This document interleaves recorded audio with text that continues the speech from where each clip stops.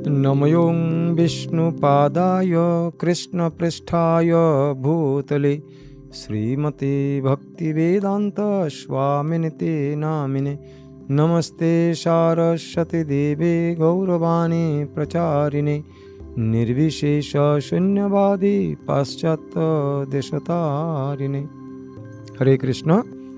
समस्त সুধী ভক্তবৃন্দ, আমরা ধারাবাহিকভাবে শ্রী শ্রী পুরুষোত্তম মাসের লীলা কথা শ্রবণ করে চলেছি। আমরা বিগত দিনে পুরুষোত্তম মাসের কিভাবে আগমন হয়েছে বর্ষপঞ্জি অনুযায়ী এবং পুরুষোত্তম মাস ভগবান শ্রী বিষ্ণুর সন্নিধানে তাঁর পরম তত্ত্বাবধানে তিনি গোলকে গেলেন।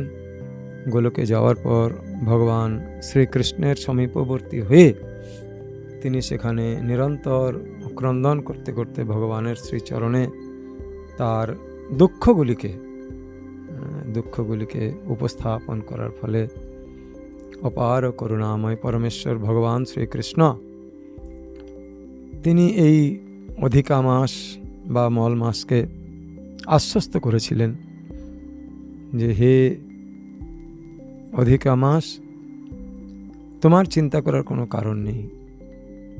আমি তোমাকে আমার নামের দ্বারা তুমি ধন্য হতে পারবে এরকম নাম তোমাকে প্রদান করব। তো যেমন আমরা বৈষ্ণব পঞ্জিকা বর্ষ পঞ্জিকা অনুযায়ী দেখতে পাই কার্তিক মাস, মাধব মাস, গোবিন্দ মাস ইত্যাদি 12 মাসের 12 নাম আছে। তো ভগবান শ্রীকৃষ্ণ এই 12টি বরাদ্দকৃত যে নাম পূর্ব অবস্থার থেকেই রয়েছে, সেই ব্যতিরেকে ভগবান অধিকা মাসকে পুরুষোত্তম মাস বলে অভিহিত করলেন। আমরা শ্রীমদ্ ভগবদ্গীতার পুরুষোত্তম যুগের যে অষ্টাদশ সংখ্যীয় শ্লোক যেটি রয়েছে, সেখানে আমরা দেখতে পাই ভগবান শ্রীকৃষ্ণ স্বয়ং বলেছেন যে নশ্বর এবং অবিনশ্বর দুই জগতেই আমি নশ্বরের থেকেও উত্তম, অবিনশ্বরের থেকেও উত্তম, তাই লোকে আমাকে পুরুষোত্তম বলে জানে বা পুরুষোত্তম বলে আমি খ্যাত। অর্থাৎ পুরুষোত্তম শব্দটি এমন একটি অর্থ বহন করে চলে, পুরুষোত্তম শব্দটি এমন অর্থ বহন করে চলে যে করুণাময় পরমেশ্বর ভগবান তিনি যদি নশ্বর জগতের অর্থাৎ জড় জগতের অনুকূল কোনো দেহ ধারণ করে তিনি যদি কোনো লীলা সম্পাদন করেন, তথাপি তিনি সেই অবস্থাতে থেকেও বিস্ময়কর অদ্ভুত ঐশ্বর্য এবং শৌর্য প্রদর্শন করতে পারেন। আর অবিনশ্বর জগতের, অবিনাশী জগতের অর্থাৎ চিৎ জগতের তার আর কি বা কথা। তো তাই পুরুষোত্তম ভগবানের এই নামটির একটি বিশেষ মহিমা রয়েছে, যে নামটির মাধ্যমে আমরা সাধারণভাবে সরলভাবে বুঝতে পারি যে এই নামের মাহাত্ম্য হচ্ছে যে এটি অসাধ্য সাধন সম্পাদন করতে পারে। তাই এই বিশেষ আভূষণ বা ভূষণযুক্ত নামটি তিনি অধিক মাস বা মলমাসকে প্রদান করলেন, যে নামের দ্বারা গুণান্বিত হয়ে এই অধিকা মাস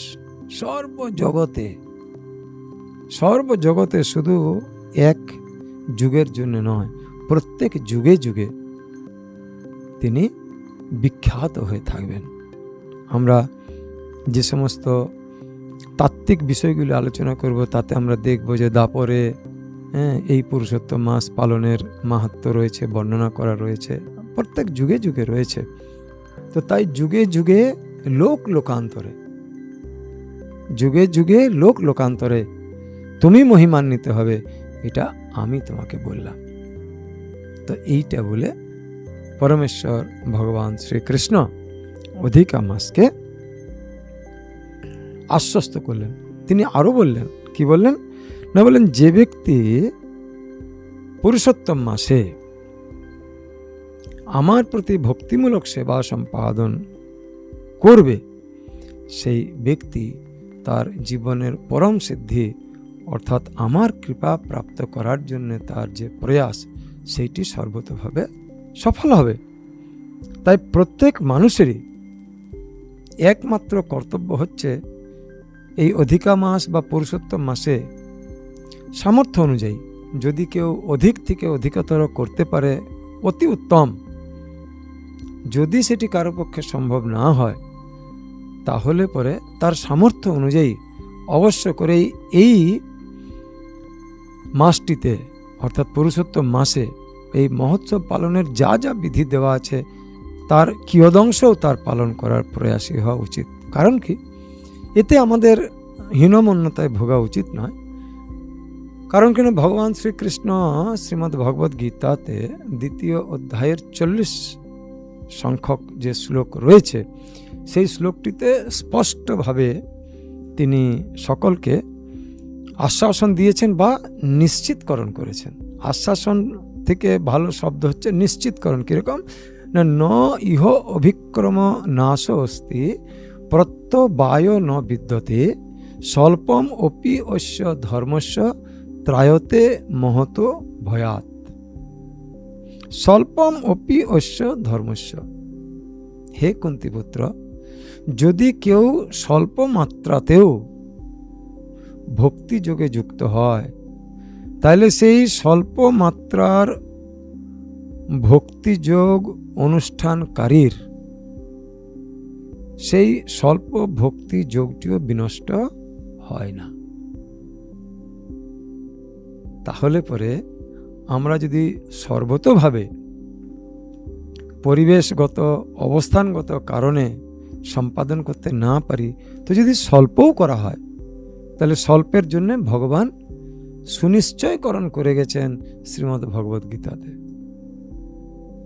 যে আমি তো পূর্বেই কথন করেই রেখেছি যে স্বল্প মাত্রাতেও যদি কেউ করে তাহলে তার সেই ভক্তি কর্মটা কখনোই বিনাশপ্রাপ্ত বা বিনষ্ট হবে না।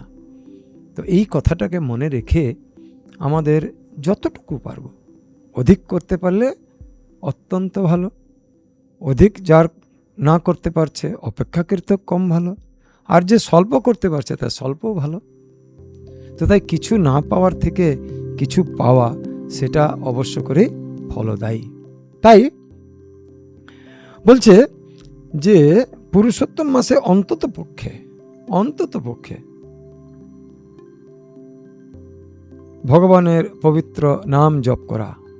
তো আমাদের আন্তর্জাতিক কৃষ্ণ ভবনামৃত সংঘে প্রত্যেক ভক্ত ন্যূনতম 16 মালা জপের বিধান রয়েছে।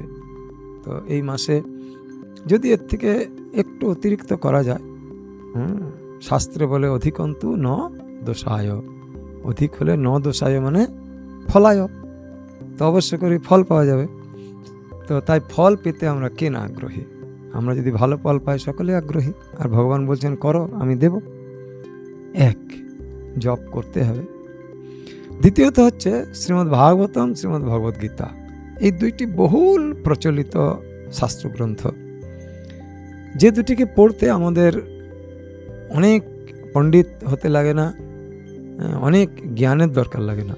সাধারণ থেকে সাধারণ ব্যক্তিও একটি শ্লোক এবং শ্রীল প্রভুপাদের রচিত যে সমস্ত তাৎপর্যগুলি রয়েছে একটু 2-4 লাইন 10 লাইন যে কোনো অবস্থাতে পড়া যেতে পারে। দান ধ্যান করা, একটু সামান্য ভগবানের সেবার জন্য কিছু দান করা হলো, খানিকক্ষণ ভগবানের কথা স্মরণ করা হলো, তাহলে দান ধ্যান হয়ে গেল। আর যেটা সব থেকে বেশি উপযোগী সেটা হচ্ছে একটি করে ঘিয়ের প্রদীপ দেখানো ভগবানকে সন্ধ্যেবেলাতে প্রকৃষ্ট। তো যারা কর্মের মধ্যে রয়েছেন, তো সেই সমস্ত কর্মের মধ্যে যারা নিযুক্ত রয়েছেন সেই সমস্ত ব্যক্তিদের হয়তো সন্ধ্যেবেলাতে সম্ভব হয় না। তাই কর্মে যাওয়ার পূর্বে অর্থাৎ অফিসে যাওয়ার আগে তিনি স্নান করে ভগবানকে যেমন ধূপ দেখায় বেরোনোর আগে, বাড়ির আগে, তো তিনি সেই মতো করে ভগবানের উদ্দেশ্যে একটি দীপ দান। ঘিয়ের প্রদীপের কথা শাস্ত্রে বলা আছে। তো বর্তমানকালে শুদ্ধ ঘৃত পাওয়া প্রায় দুষ্কর, হ্যাঁ, অসম্ভব না হলেও প্রায় দুষ্কর। তাই আমাদের আচার্যবর্গ বা গুরুবর্গরা বলছেন যে তিলের তেল, তিল হ্যাঁ পবিত্র জিনিস, তিলের তেলের সহযোগে আমরা ভগবান পুরুষোত্তমকে, শ্রী শ্রী রাধা পুরুষোত্তমকে আমরা দীপদান করতে পারি। তো দীপদানের বিশেষ বিশেষ মন্ত্র রয়েছে। তো কারো পক্ষে যদি সেই মন্ত্রগুলি মুখস্থ করা বা বই দেখে দেখে পড়া সম্ভব হয় তাহলে তিনি সেটি করবেন। আর যার পক্ষে সেটা সম্ভব হচ্ছে না, হয়তো তার কর্মব্যস্ততার জীবন, তো তিনি কমসে কম হরে কৃষ্ণ মহামন্ত্র জপ করতে করতে ভগবানকে সেই দীপ প্রদান করবেন। তো এইগুলি ন্যূনতম। যত কর্মব্যস্ত জীবন হোক না কেন, এই অত্যন্ত স্বল্প ভক্তিযোগের অনুষ্ঠানকে অবশ্য করে পালন করা যায়। তো এইভাবে অন্ততপক্ষে 30 দিন যদি আমরা এই পুরুষোত্তম মাস ব্রতে নিযুক্ত হয়ে থাকি এবং পুরুষোত্তম ভগবানকে, শ্রী শ্রী রাধা পুরুষোত্তম ভগবানকে 1 মাস ধরে নিরন্তর শ্রবণ করি, করতে না পারার জন্য যদি ব্যাকুলতাও আমরা প্রকাশ করি যে এমন কর্মব্যস্ত আমার জীবন, যে হে শ্রী শ্রী রাধা পুরুষোত্তম, আমি আপনার এই ব্রত পালনের, কতজনে কতভাবে ব্রত পালন করছে, আমি করতে পারছি না, এটাও কিন্তু বিপ্রলম্বভাবে বা বিরহভাবে ভগবান পুরুষোত্তমেরই স্মরণ করা হচ্ছে। এটাও আপনার কাছে একটা ভজন। এই সুযোগটাকে আমরা এইভাবেও নিতে পারি যে শ্রী রাধা শ্রী পুরুষোত্তমের বিরহ সময়জনিত কারণে, জড়জাগতিক কর্মব্যস্ততার কারণে না করতে পারার জন্যে যে উৎপন্ন তাপ হৃদয়ে, ভগবানের সেবা সম্পাদন করতে না পারার দরুন যে হৃদয়ে উৎপন্ন তাপ, সেই তাপের দ্বারাও যদি সন্তপ্ত হয় আমার হৃদয়, তাহলে সেই সন্তাপটিও ভগবত ভক্তির ভজন হিসেবে পরিগণিত হয়। তো দেখুন, শাস্ত্র এবং শাস্ত্র বর্ণিত বিধিগুলি এমনই এক মহিমান্বিত, আপনি নেতিবাচকভাবেও নিন আর ইতিবাচকভাবেও নিন। নেতিবাচকভাবে নিলেও লাভ, করতে পারছি না বিরহ, লাভ। আবার ইতিবাচক করতে পারছি, লাভ, ভগবানের কৃপা প্রাপ্ত হবে। তাই যেভাবেই হোক আমাদেরকে প্রয়াস করতে হবে যাতে আমরা এই বিশেষ সময়গুলিতে ভগবানের স্মরণ বা ভগবানের সক্রিয় সেবা, এই দুটিতে যাতে নিজেদেরকে নিয়োজিত করে রাখতে পারি। তো আজ এই পর্যন্ত। পরবর্তী পর্বে আমরা পুরাকালে যে সমস্ত মহান চরিত্রগণ রয়েছেন তারা কিভাবে পালন করেছেন এবং পালন করতে না পারার কারণে কি কি দুঃখদায়ী ফল লাভ করতে হয়েছে সেগুলি আলোচনা করব। হরে কৃষ্ণ, হরি বল।